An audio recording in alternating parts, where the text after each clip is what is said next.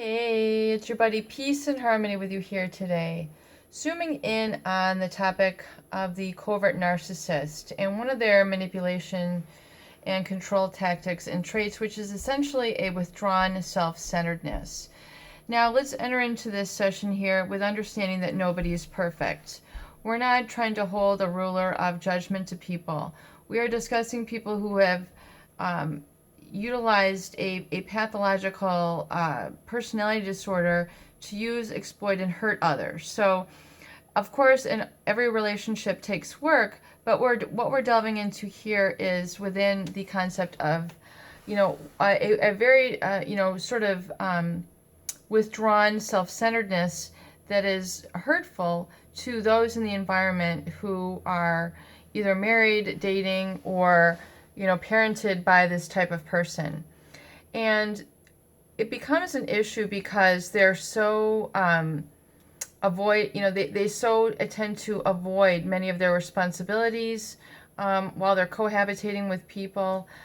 They will really sort of treat people with disdain and ignoring them, in essence, not activating the certain, sort of empathy part of their mind. They really leave it to really wither away. So what ends up happening is, if people aren't attended to, if they're not acknowledged, if they're not spoken to, if they're not shown, signs of affection, really the relationship starts to die a little bit. It starts to wither away. The nutrition, if you will, is not there. The components of a healthy relationship, the give and take, the checking in. And these things don't take huge, gargantuan amounts of energy. It's a specifically calculated withdrawal that the narcissist, the covert narcissist, engages in, which, secludes them, which isolates them, and causes, undue harm to others. Specifically, what I would call, a fair representation or a voice in the relationship.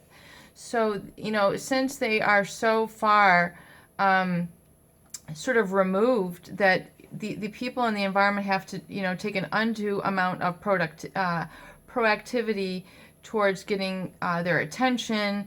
They might have to almost chase them down, hunt them down, try to get answers. But what's really important is that the narcissist, the covert narcissist, has a calculated way where they're withholding valuable participation in relationships that could be meaningful and significant to another. So they do this as a sort of very sort of spiteful but very under the radar sort of control tactic. For example, anniversaries, not getting a gift, not getting flowers, or if they are getting flowers, maybe the flowers are damaged. Always some issue going on. Birthdays, anniversaries, not really having a gift together, not knowing really what that person likes. I mean, just completely clueless, and, maybe having to ask others to do the shopping for them. And so it puts other people in a sort of strange, awkward responsibility for having to, take part in what they should be participating in. And the withdrawn self-centeredness can take other forms too, where they should be expected to be just doing things with the other person so they don't feel so unacknowledged, alone, lonely, trying to steer the ship single-handedly. So there becomes an abuse, I would say, by proxy almost, and it's very hard to determine and say, well, this is hurtful to me, because oftentimes people don't know what they're missing until it's too late. In other words, they get so invested in their relationship, working so hard on it, that they can't really get perspective. And they can't realize that, look over here, Joe and Sally, they have a much more balanced relationship. In fact, oftentimes the covert narcissist is so, withdrawn that they, oftentimes don't have a lot of friendships together outside of the marriage. Which gives them a good, guide stick or measuring stick for them to say, hey, look what they did, and, this was great, was a lot of fun for them and their family. Why don't we do this? So they almost end up missing out on those opportunities and experiences for, you know, just ideas to improve the marriage. So, and oftentimes a lot of water goes under the bridge before they're able to determine what has occurred, and a lot of people then are very sad, upset, and it's the woulda, shoulda, coulda situation coming again. So if you acknowledge, you know, this sort of personality control trait, you know, with them, if they're, you know, selfishly withdrawn to such a degree, you know, look at ways of directing questions to them that actually, you know, confront the situation, and just advise that it's not good for you. So don't be afraid of sort of, you know, confronting them.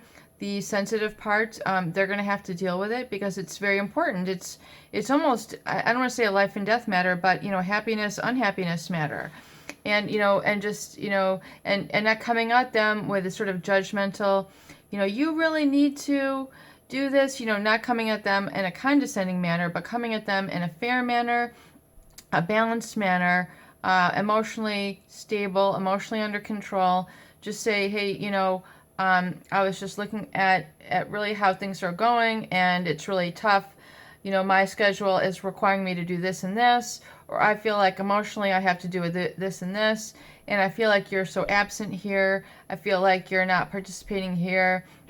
And do you know, how do you feel about this?